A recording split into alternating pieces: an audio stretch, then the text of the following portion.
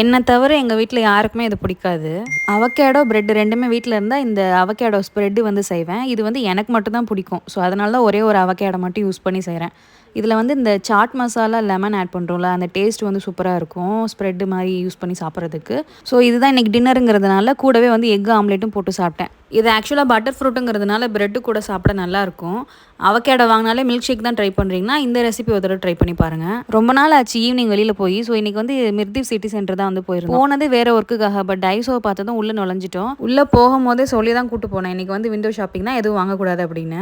இது வரைக்கும் இந்த டர்ட்டிலுக்கு கொடுக்குற ஃபுட்டை வந்து நான் பார்த்ததே இல்லை. இந்த இடத்துல தான் நான் பார்த்தேன். இது முடிச்சுட்டு கேரி ஃபோர் போனோம். அங்கே என்ட்ரு ஆனதுமே வந்து ஆஃபரில் ஸ்லிப்பர் அப்புறம் ட்ரெஸ்லாம் வச்சுருப்பாங்கல்ல, இதில் ஒரு ஸ்லிப்பர் வந்து எனக்கு ரொம்ப பிடிச்சிருந்தது. ஸோ நான் அது வாங்கியிருந்தேன். இதோட ப்ரைஸ் எவ்வளோ இருக்குன்னு சொல்லி கீழே கமெண்ட் பண்ணுங்கள். கேரி ஃபோரில் இந்த கீரை வெரைட்டி எப்போவுமே சூப்பராக ஃப்ரெஷ்ஷாக இருக்கும். ஸோ அதை வாங்கிட்டு வீட்டுக்கு வந்தாச்சு. இன்றைக்கி நாள் இப்படி தான் போச்சு. நெக்ஸ்ட் வீடியோவில் பார்க்கலாம். பாய்.